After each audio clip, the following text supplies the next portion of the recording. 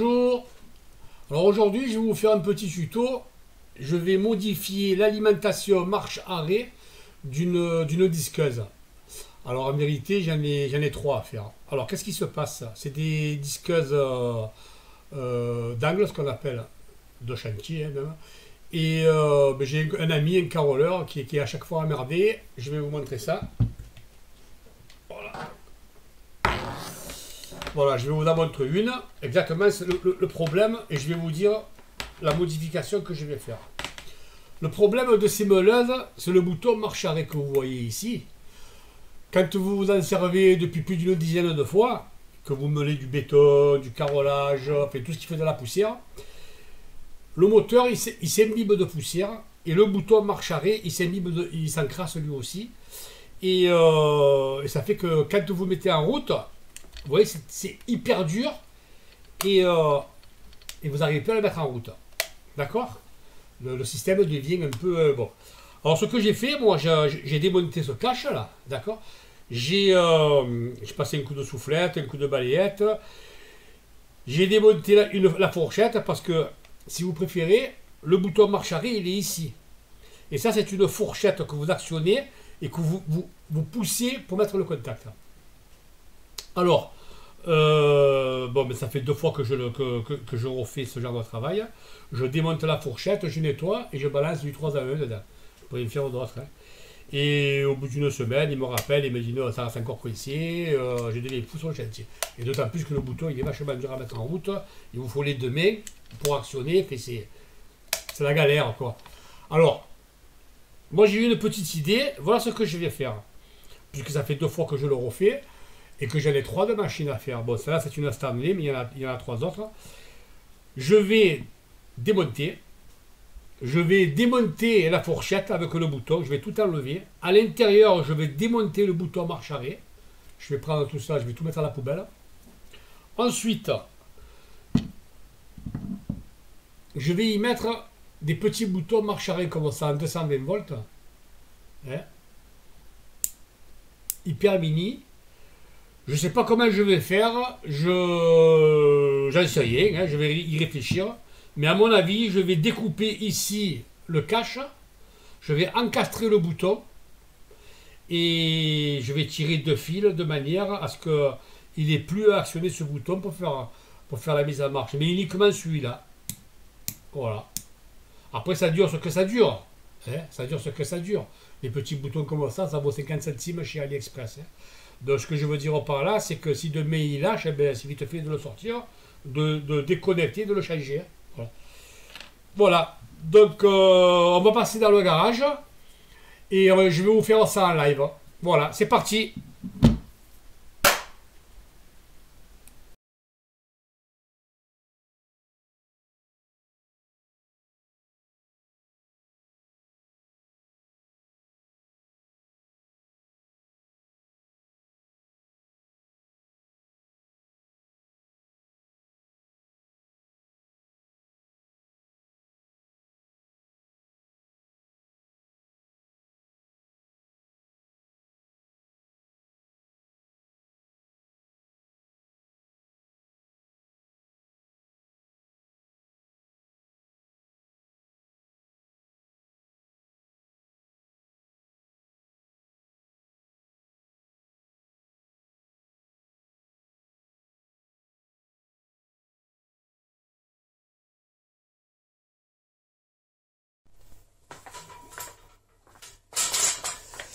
Alors voilà, donc là j'ai démonté l'interrupteur, hein, qui a à mon avis un petit problème. Voilà. Donc je vais faire sauter cette fourchette. Je vais faire sauter ce bouton. Je me retrouve avec les 2 fils du condensateur. Ça par contre je vais le laisser, c'est pour éviter les parasites. Hein, bon, phase et neutre, on s'en fout, hein, on branche d'un côté ou de l'autre. Et là, je me retrouve avec la phase et le neutre qui étaient branchés sur le contacteur. Donc ça, j'élimine. Et je vais mettre un petit bouton que je vais vous montrer. Voilà. Un petit bouton comme ça, c'est du 220 volts, 6 ampères, mini. je vais percer ici, je vais l'encastrer, d'accord? Et ensuite, je relierai les deux fils à l'un ou à l'autre, je vais réfléchir, et je relierai lui qui me reste au neutre, admettons, je ferai comme ça, et je relierai le condensateur, ça c'est le neutre. La phase, je relierai un ici, et le deuxième, je le relie ici, avec le deuxième fil du condensateur. Voilà, quand tu mettras en route, ben, le courant passera directement. On n'aura plus besoin de passer par ce mécanisme-là qui fait chier. Voilà. Je fais le travail et on se voit après parce que si je vous fais tout ça en live, ça va être super long.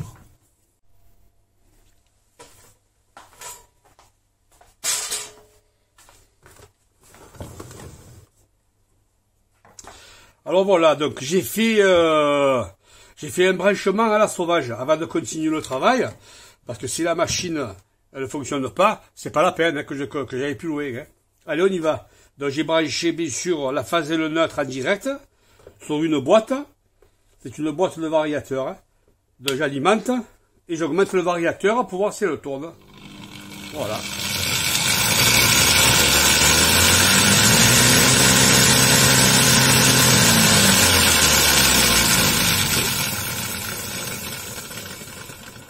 Elle fonctionne, je peux donc continuer.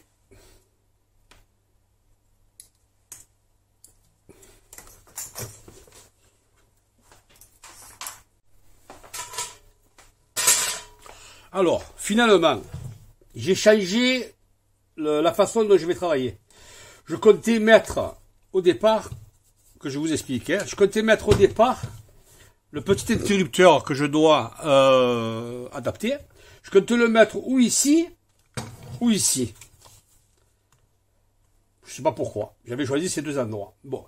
Il s'avère que le capuchon, il est trop serré par rapport à là. Vous voyez, là et là. Il est trop serré. Si je le mets, ça va me gêner pour la mise en place. Donc j'ai deux solutions. Soit je le mets de ce côté, c'est-à-dire ici. Ici. Je l'adapte ici. De manière à ce qu'il s'encastre dans ce trou-là. Puisque j'ai enlevé le vieil interrupteur. Ok? Ou alors de l'autre côté. Mais de l'autre côté, j'ai la fourchette. Et c'est vrai que je vous avais dit au départ que j'allais démonter la fourchette et le bouton, que j'allais pousser à la poubelle. Mais finalement, je vais le laisser, il va me rendre service. Je vais vous expliquer pourquoi. Je vais rassembler tous les neutres ensemble. C'est-à-dire, je vais prendre 1, 2 et 3, celui de l'alimentation, c'est-à-dire le bleu. Je vais les relier ensemble. Je comptais faire une soudure, je ne ferai pas de soudure. Je vais mettre un petit sucre, comme ceci. Et une fois que ça sera relié, je rentrerai ça dans le trou au fond.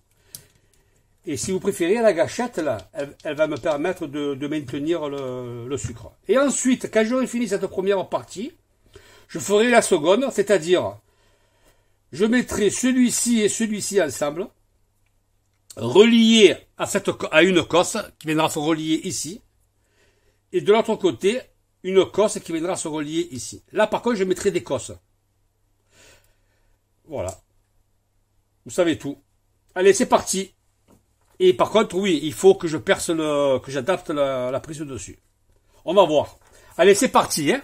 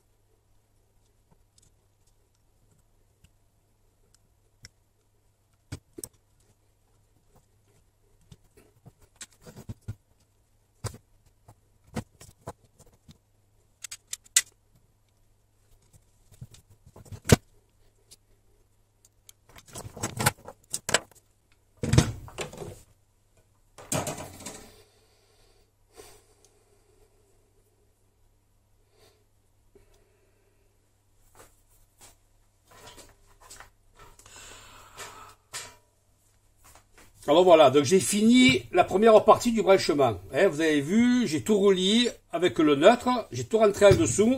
Derrière, ça ne dépasse pas la fourche, me le maintient. Et j'ai refixé son câble sur son support. Ok? On va attaquer la deuxième partie maintenant.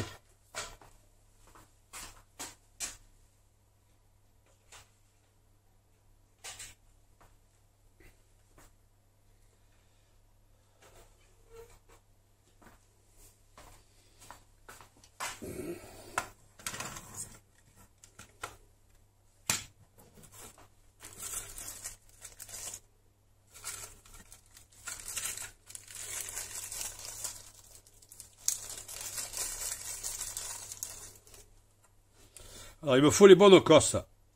Je les ai. Banco. Banco, banco, banco. J'ai les bonnes cosses.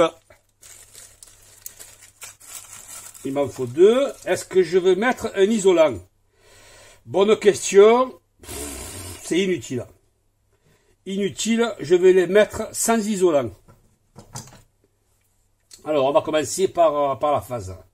On va enlever la cosse qu'il y a ici.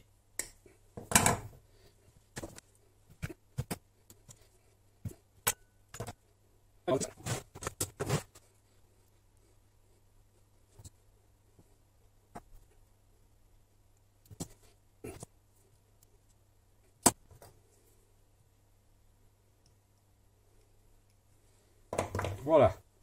L'arrivée de courant est fait. Maintenant, le plus compliqué, ça va être cela. Le plus compliqué, ça va être cela. Je suis en train de penser à une chose. Je me demande si je vais pas les souder et je vais mettre un fil plus long. Parce qu'après, quand j'aurai découpé ici, là, quand j'aurai découpé et que j'aurai mis l'interrupteur et que je vais rentrer, est-ce que je vais arriver à récupérer les fils par en dessous? Ouais, je vais y arriver. Ça va. Allez, on va tenter la chance comme ça.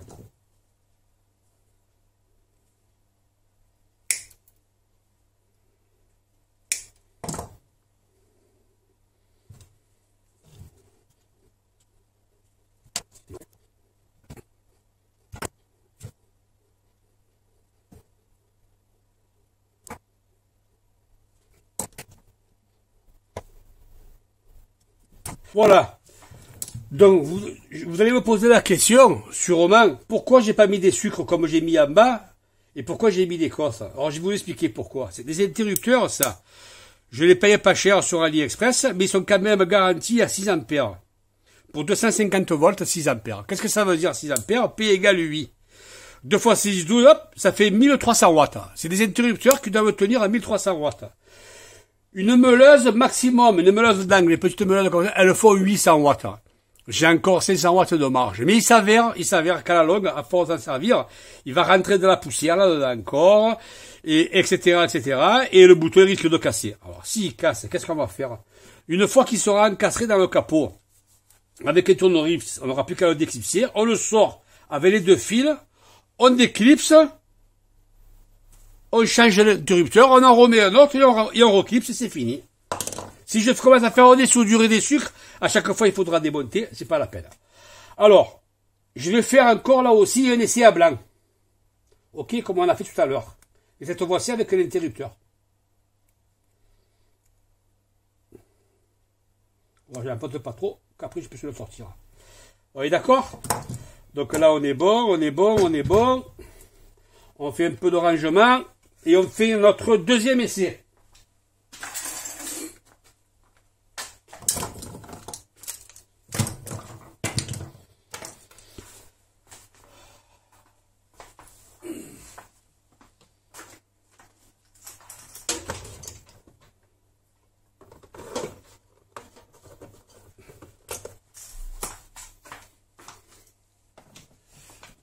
Là, par contre, je vais brancher directement son fil, puisque je l'ai relié.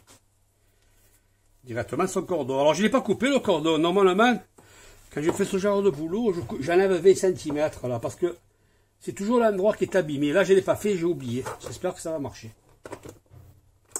Alors, je suis bien à 0. Je le mets à 1. Je baisse mon variateur au maximum.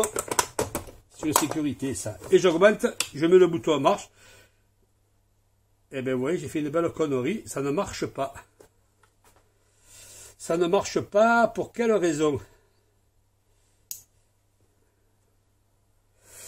Ça ne fonctionne pas. Donc c'est bien ce que je disais. J'ai le fil qu'il faut refaire. Il faut que je le coupe, ce fil. Allez, que je vous explique ce que j'ai fait. Donc vous avez vu, ça ne marchait pas. Bon, donc ça confirme mes pensées. En règle générale, quand je refais une machine comme ça, je coupe toujours une vingtaine de centimètres ici. Parce que souvent, pli ferme, c'est à cet endroit qu'on a une coupure. Donc c'est ce que j'ai fait, ce que je suis en train de faire. J'ai redémonté, j'ai coupé un morceau, que vous voyez, et je refais le même système. Donc je remets mon neutre à sa place, dans le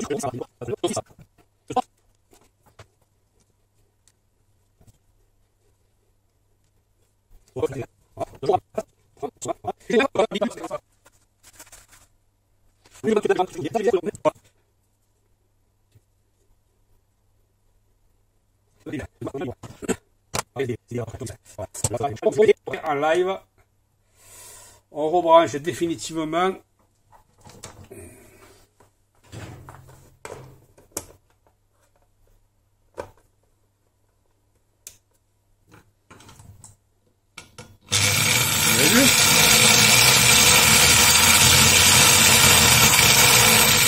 Voilà, ça marche. Et j'avais le cordon à un endroit, il y avait un faux contact.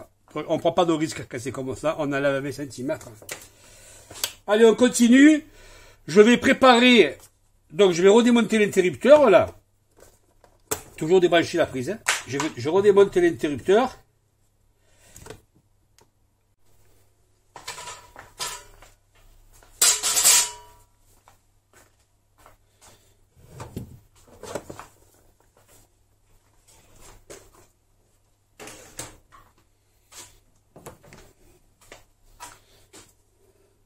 Voilà, donc j'ai tracé à l'aide de petits gabarits comme ça.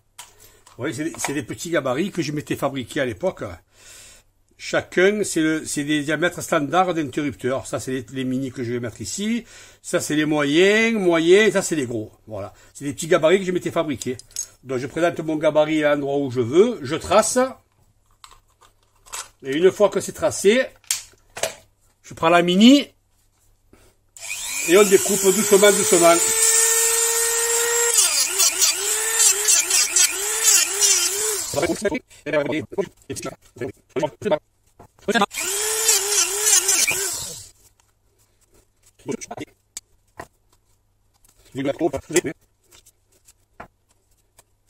Voilà. Donc là, j'ai enlevé grosso modo un morceau de plastique. Bien sûr, ça va pas aller, hein. Vous comprenez très bien. Je l'ai fait en dessous du diamètre qu'il fallait couper. Ben maintenant, vous savez ce qu'il me reste à faire? Eh ben, je vais vous montrer et vous allez voir. Voilà, petite lime.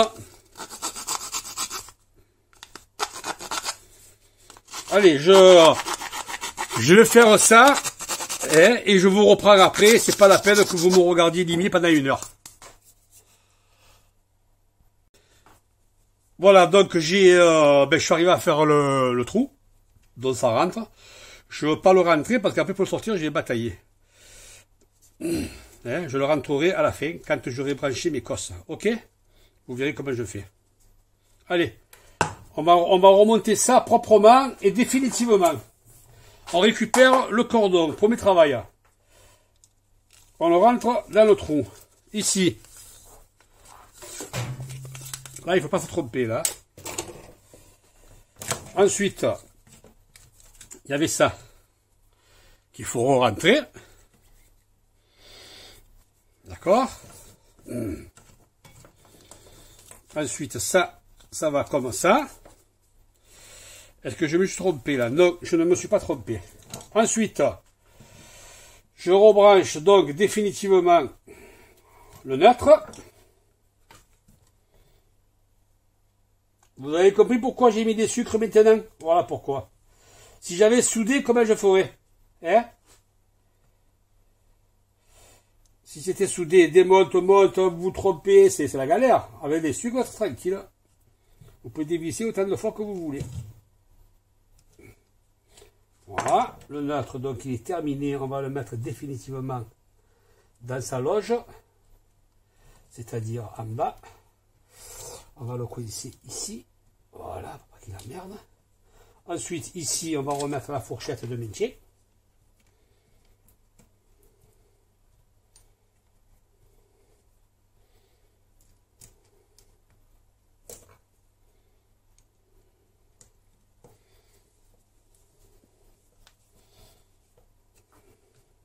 Voilà, ça c'est fait, ça c'est fait, ça c'est fait. Maintenant. C'est là où les Athéniens s'atteigniront. Je suis dans le bon côté. Il faut que je passe ces deux fils dans le trou. Est-ce que je vais y arriver? Oui. Oui. Il faut avoir des doigts d'homo, comme dirait mon ami Patrick. Voilà, je récupère mes deux cosses et je rentre. Et j'ai pas essayé avant, hein. Là, franchement, on travaille vraiment en live, hein. Je vais maintenir le cache avec sa vis. Vous avez vu, j'ai un fil qui s'est cassé, qui s'est coupé. Je vais être obligé de refaire une cosse. Merde. Ah ben non, je vais pas mettre une cosse. Vous savez ce que je vais faire? Je vais carrément le souder. Je vais le souder celui-là ici. Vous allez voir. Vous allez voir ce que vous allez voir. Je vais le souder, ça sera mieux. Ouais, il a cassé ce connard, hein. Il a cassé. Bon, c'est pas grave, je vais le souder. Celui-là, même qu'il est soudé, ça dérangera en rien. Voilà. Donc déjà, le maintien, il est pris. Le bouton sera ici. Je vais le souder. Je prépare ça, je soude et je vous reprends. Allez, à tout à l'heure.